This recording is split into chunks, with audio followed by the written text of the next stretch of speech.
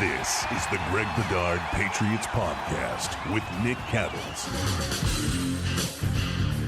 This episode is brought to you by Prize Picks, largest daily fantasy sports platform in North America. Download the Prize Picks app today. Use code CLNS. Get $50 instantly when you play $5. That's code CLNS on Prize Picks to get $50 instantly when you play $5. Also, this podcast is brought to you by Noturno Home Services, Greg's home comfort company.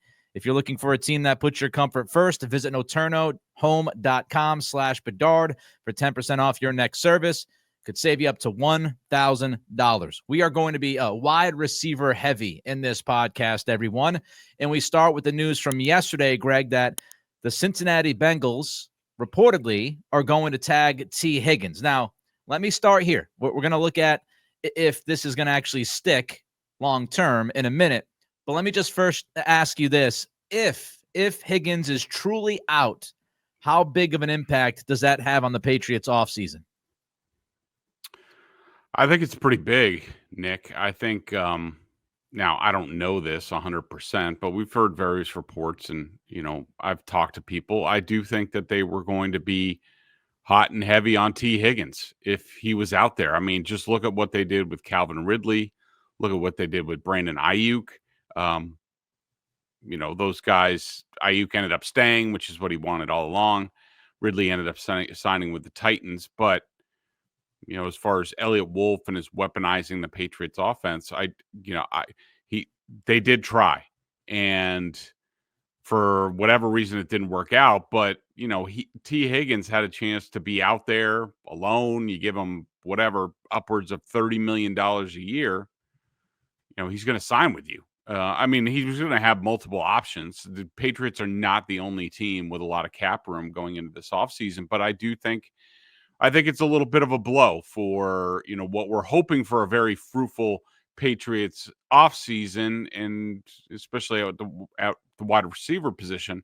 Now they got to sort of look in different areas, possibly. I have said throughout this offseason, I said going back a couple of months ago, I will believe it when I see it, said it last week regarding Mike Brown. I was very surprised. I was very surprised, Greg, to read this, that the Bengals are actually going to at least plan on franchising T, because they have Hendrickson's deal to work out. They've got Jamar Chase, who's going to be paid, if not as much, maybe even more than Justin Jefferson.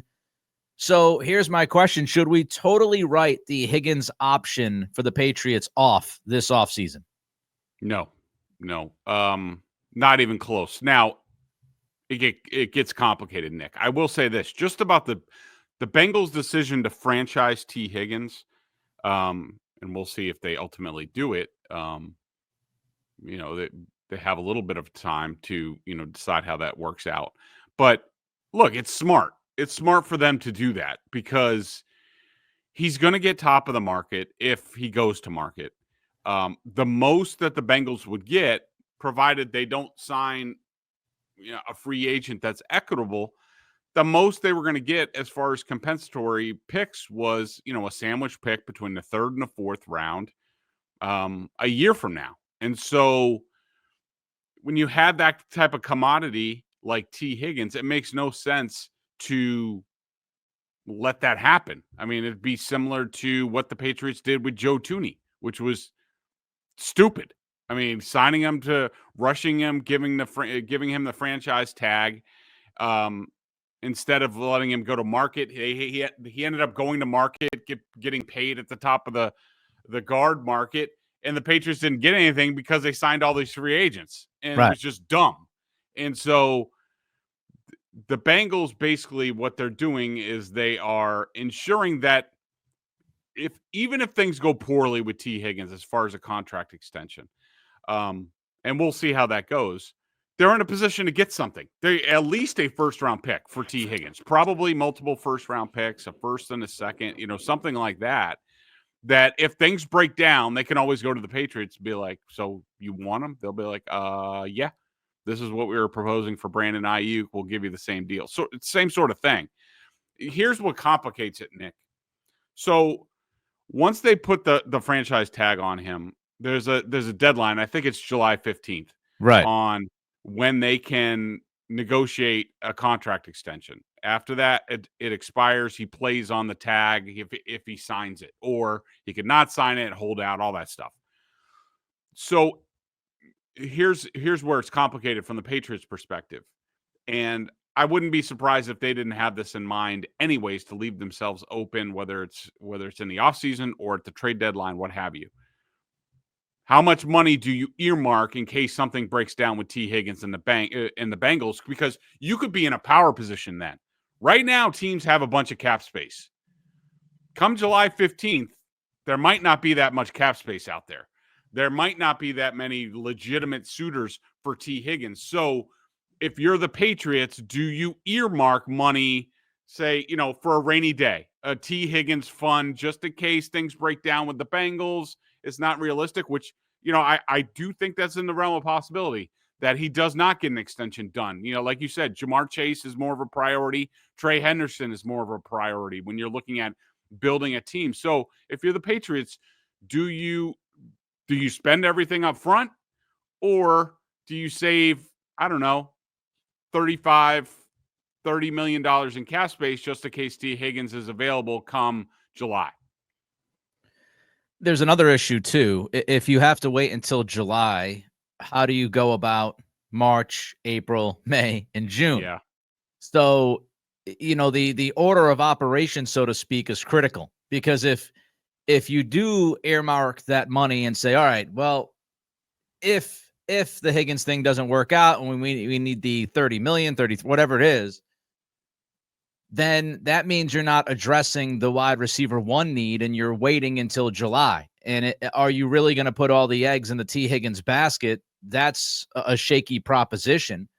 And I also wonder, the Joe Burrow side of this. Burrow has been publicly putting pressure on Mike Brown and the Bengals to figure out a way to get all of this done, and has said publicly that he's willing to restructure his contract to make it easier. So how concerned, how afraid is Cincinnati of making Burrow angry, making him unhappy? If Burrow is willing to go out and say these kinds of things, I would imagine he's also willing to go out there and voice his displeasure and possibly ask out of Cincy if it doesn't work over the next year or two. So there's a lot of different moving parts to this story. And you do wonder if the Burrow part of it is why Higgins is getting tagged, which is to say, and I've seen some people say this, Michael Holley last night on BST and others, maybe this is the way Cincy can make Burrow believe that they're really trying hard to keep Higgins. But at the end of the day, they can go back to Joe and say, hey, Joe, look, we tagged him. We talked to him. We went back and forth. We offered him a fair deal. We just couldn't get it done. We've got to move on. Would that be good enough for Burrow? I don't know. But it's a fascinating situation playing out in Cincinnati. All right, we'll continue with the wide receiver conversation. But first, we wanted to add something else into this mix, and that's the draft, because Daniel Jeremiah, who's one of the most respected draft pundits, really, that's out there. I mean, he's worked for several NFL teams, really good at what he does, knows what he's talking about. He released his second mock draft. I believe it was his second and his latest. Mm-hmm. And this is how the order goes, Greg. Tennessee picks Abdul Carter, number 1 overall. Cam Ward, quarterback out of Miami, goes to Cleveland at number 2. Then, of course, the Giants have a decision to make. Do they go with Travis Hunter or another positional player, or do they draft a quarterback since Daniel Jones is no longer there? Jeremiah has the Giants selecting Travis Hunter, which I'm sure would shatter the hopes and dreams of many Patriots fans that Carter and Hunter are off the board. And what Jeremiah has the Patriots doing at number 4 is selecting Will Campbell from LSU, the left tackle, who might be a guard in the NFL. Just your thoughts on that top 4. And if you were the Patriots, is that what you're doing? So as far as the top 4 goes, Tennessee not taking a quarterback, are they going to go that route? I don't know. I think that's one of the wild cards in this draft is, right. All right, who's hungry for quarterbacks and where are they going to take them? I mean, the Giants also passing on a quarterback. Well, what are they going to do a quarterback? They literally don't have a quarterback.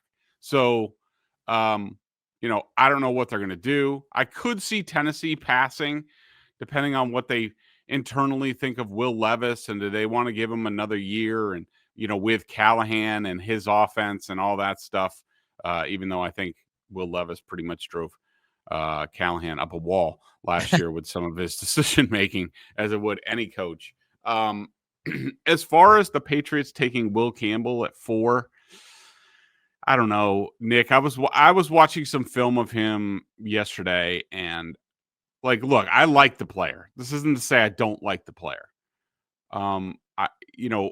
Could I see him being a franchise left tackle? Yeah. How certain of that am I? Not very. I would say it's more 50-50. I mean, it's not just the arm length type of thing.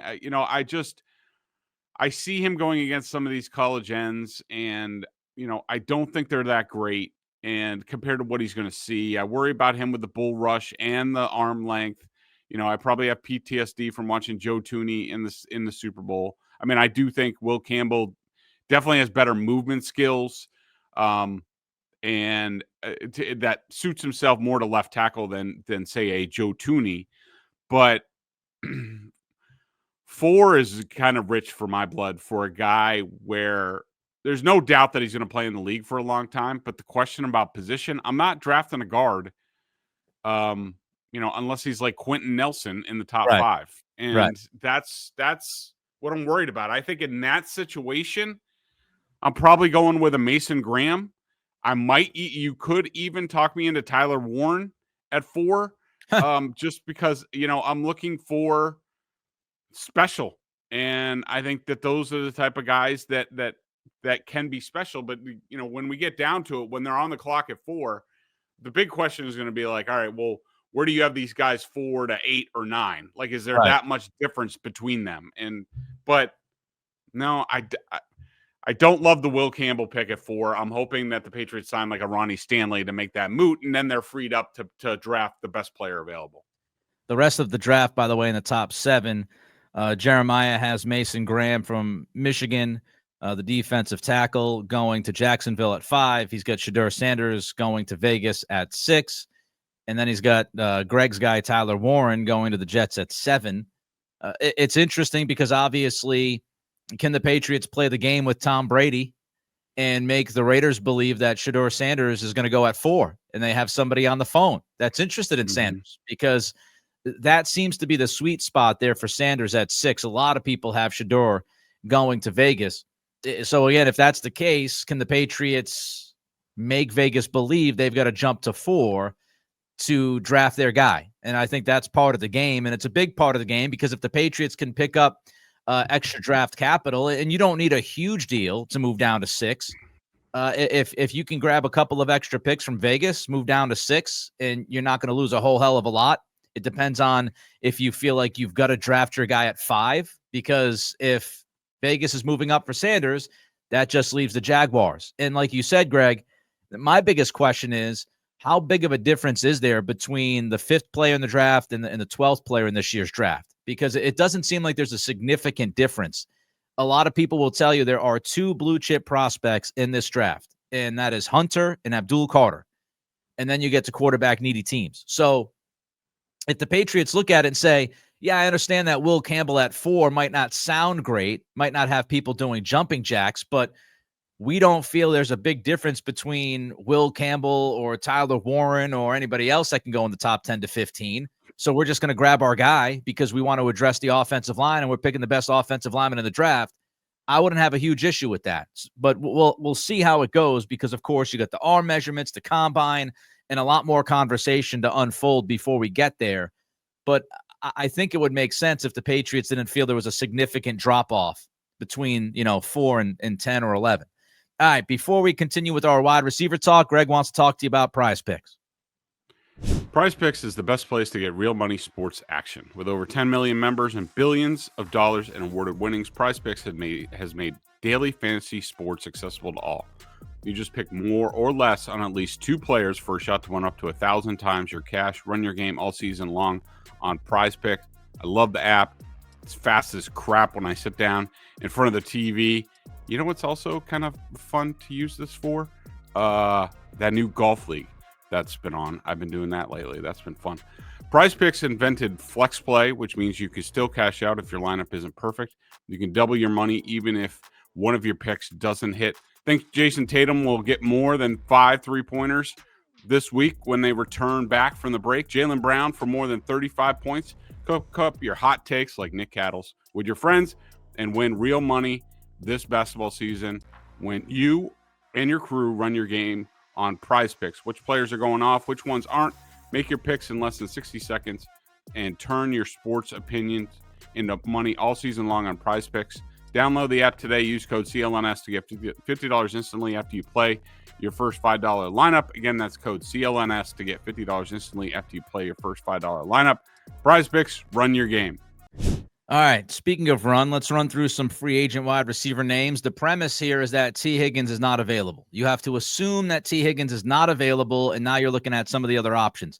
We'll go through this lightning round style, Greg, because we've got a number of names. Let's start with Chris Godwin of the Tampa Bay Buccaneers. How interested are you in Godwin if you're the Pats? Big time, yes. I mean, look, he's coming back from the dislocated ankle. It's all going to be on the medicals with him. But considering the season that he was off to last year, I thought he really flourished when Liam Cohen moved him into the slot, for the Bucs, which is something that he could do here for the Patriots. Certainly be part of the mix there.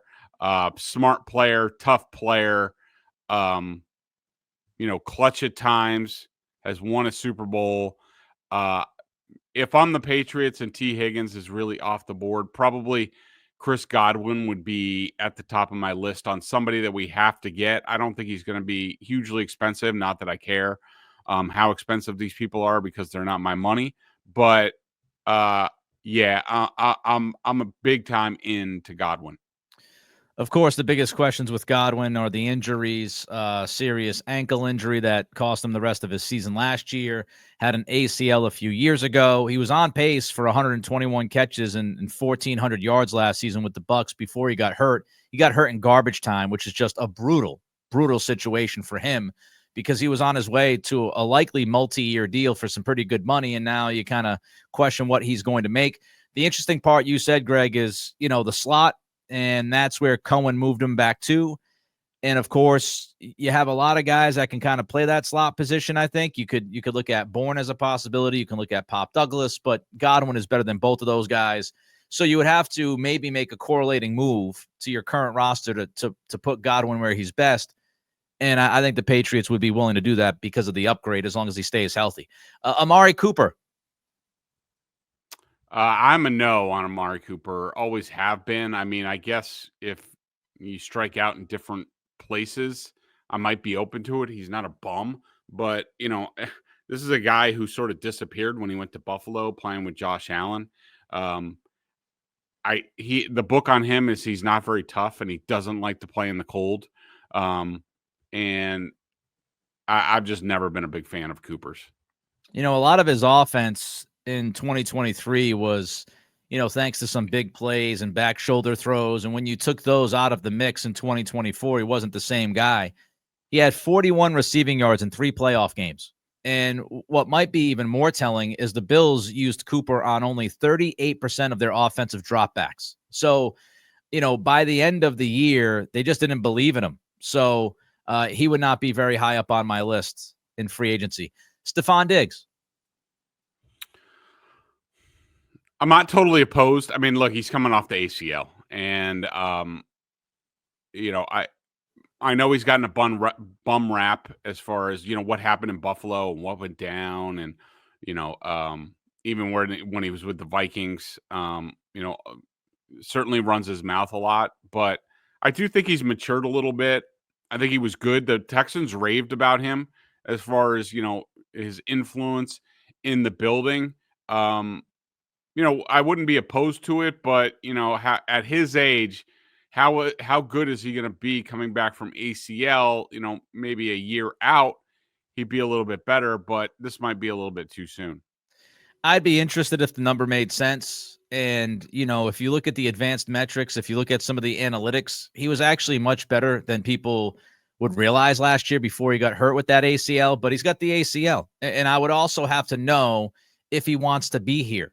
And like, Is the Patriots an opportunity that he's actually into? Because if he's somebody who's just, oh, well, the Patriots are offering me a ton of money and maybe I'll just take the money, then by the middle of the year, he might be a malcontent. And then you got all sorts of issues, which you don't want to run into with this specific wide receiver room, especially. So I'd have to know that he legitimately likes the idea of playing for Vrabel, Josh McDaniels, and he thinks the world of Drake May before I even entertain the thought. But I'd be in if the number made sense. Keenan Allen. I'm a no. I think he's steeply on the decline. I don't think he was a great influence, not as great as we thought he was going to be in Chicago as far as, on the room, on the young quarterback. I mean, maybe if you're begging and, scraping the bottom, I would think about it. But, I mean, look, he's going to be 33 this season. I think he's toast. One of the questions you're going to ask is, how much the Chicago offense impacted him. Because, even Roma Dunze and DJ Moore saw some of their numbers kind of drop, especially when you look at the next gen stat stuff. But I would lean towards you, Greg. I think his best days are well past him, and he had trouble getting open last season consistently. So that's a problem. And he also he dropped 8 of the 117 targets thrown his way. Which, by the way, he was the only receiver who ran 400 routes and posted a higher drop rate. The only guy who had a higher drop rate was Alan Lazard of the Jets. So usually pretty sure-handed. He had the dropsies last year. Just looks like a guy who's well on the back nine. And that's a sign, Nick. When you start to see that with these receivers, that means that the legs are gone. And Lazard's the same way. I mean, these are older veteran. When these guys start to drop the ball, it means because their legs aren't there anymore. All right, let's get to the next tier. We'll do this quickly. Darius Slayton, in or out? I'm a 50-50. I think, he's all right. He's solid. I think, in a better situation, he could be better. He's a pro. He's a good, I like him. Not opposed to it. Mike Williams. I'd be willing to take a low risk, low salary bet on him because this was his past year was his first year back from serious injury. He might be better. I mean, you might get a bounce back this year. I don't know if we would categorize him as a Vrabel guy. Maybe we would. He played for Mike Vrabel in Tennessee. Nick Westbrook-Akine. Yeah, I'm in on him. I like him. I think he's he's always been dependable, durable, not the flashiest of guys, but a good pro. Certainly they know him well. On a mid-sized deal, I wouldn't be opposed to adding him to the room. DeAndre Hopkins. I would need to dive into a little bit more of like what the issue was in KC. His ineffectiveness there really surprised me. I like DeAndre Hopkins. I mean, I still think that he might be getting in the Keenan Allen range though. The same sort of thing with the drops, with the legs. Like, is that going on with him or does he have another couple of years left? I mean, I do like the idea of him as sort of a reliable, just put it on him type of guy. Seems like it would be more of a fit for a Patriots style offense than maybe a KC offense. So I'm not totally out on D-Hop. Hollywood Brown. No, this is too, I mean, I can only assume that KC didn't like him. That means the Ravens and the Chiefs both didn't like him. Didn't look like Mahomes had much faith in him. The Ravens quickly got rid of him. No, he just strikes me as a guy who doesn't take this all that seriously, doesn't study enough. The Patriots have enough of those guys in the building already. Blast from the past, Brandon Cooks. Not opposed to it. If something happens and you get down there, look, he knows the scheme. 1 year deal. I wouldn't be opposed to it. He's still pretty productive. All right, last guy in the free agency market we'll talk about is Demarcus Robinson from the Rams. I like Robinson. I think he's a little bit underrated. Not a big money guy, but yeah, somebody I would consider. Got to keep an eye on his DUI in January. Not to say that will yeah. let him off, but he does have that thing going on. All right, we'll have trade candidates, even more wide receiver names for you. But first, Greg wants to talk about Noturno. As someone who's spent years covering football, I know what it takes to be a winning team. It's about reliability, precision, and showing up when it matters most. When it came to my own home and my heating system, I needed a team I could count on, and Eternal Home Services delivered. Eternal is local. They are family-owned and family-focused and have been servicing the greater Boston area for 15 years. From start to finish, they made the process of upgrading my heating system seamless and stress-free, and they go above and beyond. I needed a new valve, had no heat, wasn't getting a new furnace for another 4 days. Guess what? Eternal replaced it for free to make sure I had heat, make sure the kids were warm until we had the installation. Who provides that kind of service? Eterno does. Eterno isn't just about heating. They're my go-to for plumbing, cooling, and even water and air quality solutions. They've got the expertise to handle whatever your home needs. Here's the best part. You can now get 10% off your next service with Eterno. That could save you up to 1,000 times on your next project.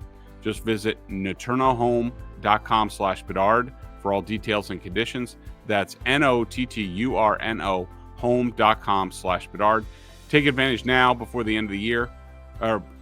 These deals won't last forever. If you're looking for a team that puts your comfort first, visit noturnohome.com/Bedard. All right. Before we get to more wide receiver names, want to remind you can check out Boston Sports Journal for $50 on the year. Bedard, Giardi doing the great work as usual. You also can download the Prize Picks app today while you're hanging out. Use code CLNS, get $50 instantly when you play $5. All right, wide receiver trade candidates. Tyreek Hill, what do you say? I'm a no. I just don't trust him. It just seems like he always has a lot of off-field stuff. Including some, personal issues with, things that might be out there. It just seems like he's too easily distracted. And the bigger thing for me is, there's advanced analytics, advanced data that says that like he's no longer running at his top speed, that it's declined, especially this past year. Now we know he had a wrist injury. His agent said that he's played through it, blah, blah, blah. But his legs still weren't the same, and his injury wasn't in his legs as far as we know. And so if Tyreek, you could put up with the other stuff with Tyreek if he is at a different speed than anybody else in the game. It opens everything up from everybody else. But, if teams aren't worried about that, then no, he's not worth it. Yeah, the wrist bone not connected to the hip bone. Look, there's some significant off-the-field stuff with Tyreek, and it started in college with an absolutely brutal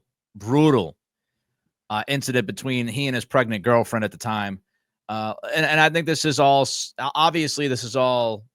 subjective, but there were some other things going back a couple of years ago off the field with one of his young children. I'm just uncomfortable with the guy, and I don't know him personally. This is just looking from the outside. But some of the stuff that's been out there, I'm uncomfortable with him. I don't know if that's who I want to bring in to mentor the young receivers. And he seems to be very high-strung and emotional. We saw that at the end of the year when he's proclaiming he wants out, and then a week or two later, he's apologized. To me, it's just there's just too many questions. He tremendously talented player. I think he still has some gas left in the tank, but sometimes I've just got to go with some other things. Versus just how that guy looks on the field. So I would pass on Tyreek. I understand some people would say statute of limitations and, he deserves a second, third, fourth chance. That's cool. I'm just saying if I'm making that decision and paying this guy that money, I personally would pass. Deebo Samuel. I'm a no on Deebo. I sort of always have been. Look, if he was durable, then I might put up with it. But you combine the contract you have to give him, the durability issues. I do think he would be an asset in this offense. I don't really think that they have, somebody like that, as far as a receiver, running back combination. And we've seen Josh McDaniels, utilize those guys in the past with who the hell was the guy? They went to the Falcons. Cordell Patterson. Yes. Josh is pretty inventive that way, and I think he could find good use for him. I do think he'd be an asset here. I don't know. I need durability. I need availability, and there's too many questions about that with him. He failed the top 25 receiving yards in 6 of his final 7 games. His yards per carry last year was at 3.1 on 42 attempts. That's less than half of his career mark of 6.3. He has all the signs of running out of gas. The wear and tear, the style of play. I wonder if he came here, he would want to be the number one and at least think that he was going to be the number one, because he is absolutely unequivocally no longer a number one receiver in football. So what are his aspirations joining a team like the Patriots? And does that become a problem? There's also apparently some questions about how in shape he is. There was a picture of him at the Super Bowl in an Eagles jersey, and it was a profile pic from the side, and certainly looked like he had a little bit of a papa belly there. So there's some questions on whether or not he's taking it seriously enough. I did pose this though on 98.5 a couple of weeks ago. This is everybody put the tinfoil hats on. Okay. I know this is incredibly unlikely. However, AJ Brown just won a Super Bowl. He posted on Instagram that he gets more thrill from dominating than winning a championship, which you could feel a certain way about, but that's what he posted on Instagram, and he loves the journey.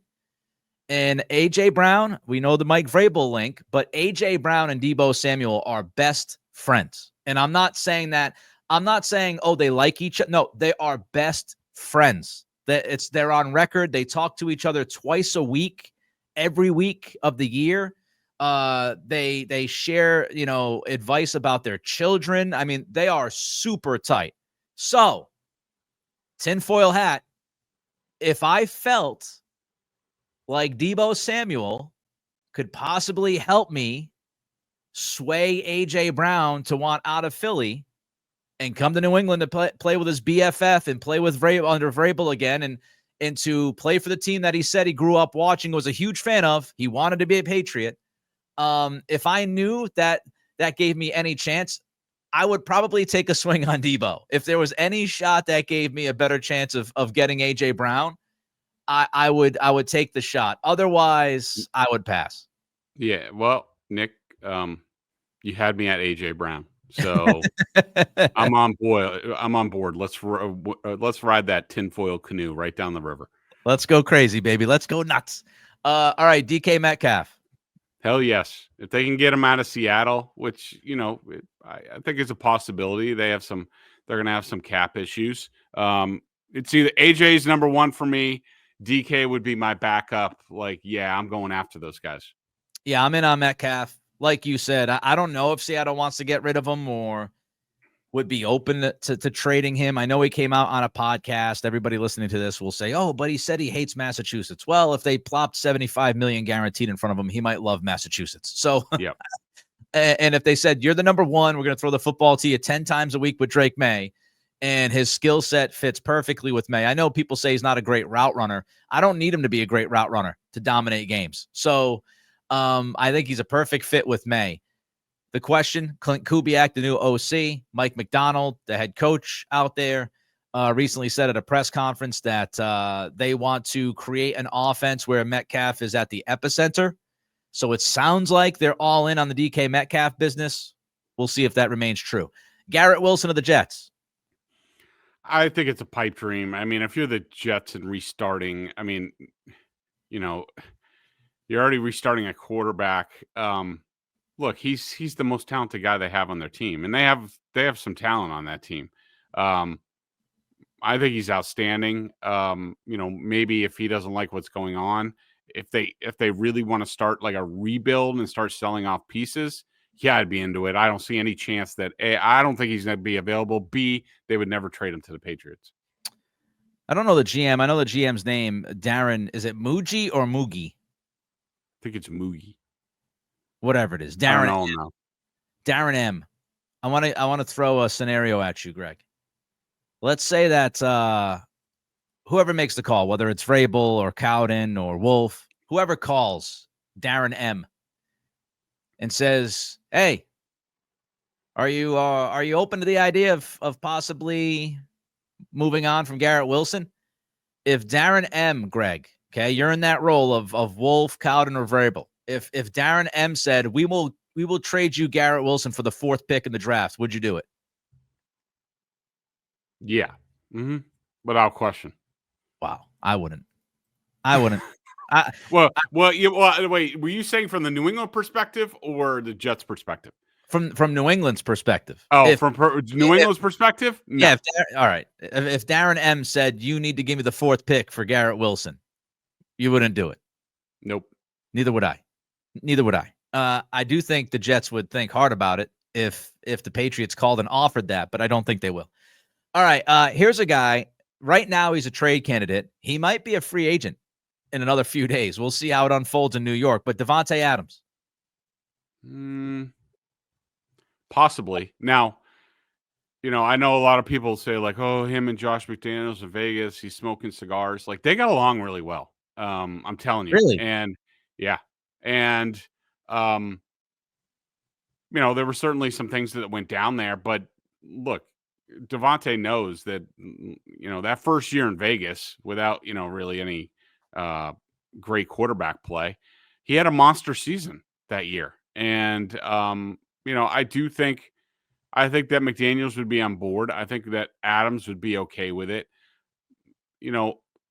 Not my ideal sort of thing because, I want somebody that Drake May can grow with.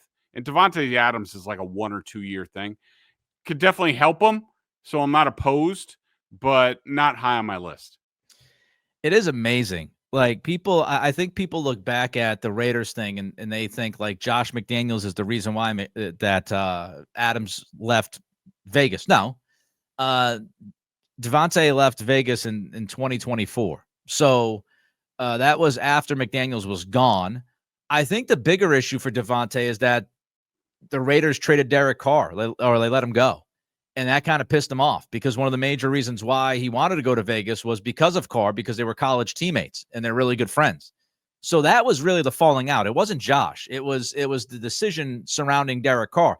Greg mentioned when you look at the 2 years, 22 and 23, when McDaniels was out there in Vegas, in 2022, Adams had 100 catches, 1,500 plus yards receiving, and 14 touchdowns.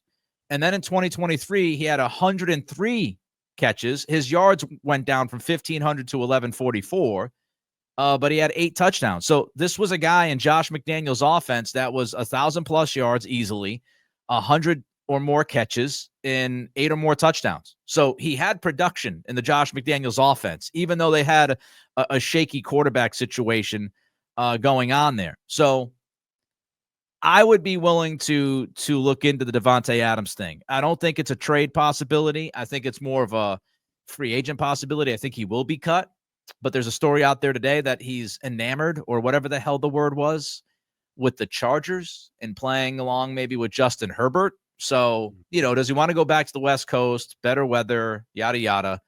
We'll see. But I would 100% be interested if I'm the Patriots, as long as it's like a short-term deal, which I think it would be. Christian Kirk.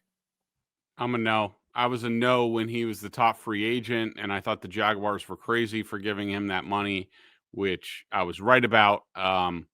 He's fine, but no, I'm not a big Christian Kirk guy. Out on Christian Kirk. He had a good season, obviously, that got him that contract. And ever since then, in 2022, he was fine.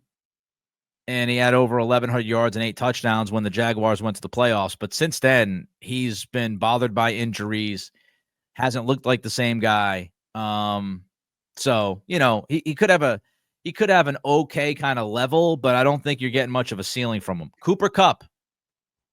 Yeah, we talked about him before. I am big time yes on Cooper Kupp. I think he's going to end up being released by the Rams. I want his smarts, his leadership. Look, it depends on the contract, how much he gets, but at his age, I know he declined at the end of last season, and there's durability issues. But to me, even just having Cooper Kupp for an off season and a training camp and, into the season or around during the season, that's worth it for me with this, with Drake May, that wide receiver room. He's a coach in waiting. I would be, I'm big time yes on Kupp if it makes financial sense. You ready, Bedard? Print the T-shirts. Boston Sports Journal. I get 20% of every T-shirt sold. We're thumbs up for Kupp. With a big fat thumb in the middle of the T-shirt. Come on, print them now. Print them now. All right, Tyler Lockett of the Seahawks. I like Lockett. He's good. He's solid. He's aging. He would be more of a, if the Patriots were a little bit closer to contention, a guy to add to the room, add a different, just a good solid receiver. But I'm not thrilled about it. Yeah, he would be far from my first choice, but he could be good for the room, and little special teams action might not be a terrible fourth or fifth option, but I'd rather see what I've gotten the younger receivers and whether or not they could come back from a rough rookie season before I start giving a ton of snaps to somebody like Tyler Lockett. All right, a lot of wide receiver talk. I think we got through it pretty well. He's Greg. I'm Nick. We will be back later in the week. We'll see if there's any rumors. We're getting closer. Of course, the combine's coming up. Free agency is coming up, so we should start getting some more rumors about what's going on. But until next time, enjoy yourself.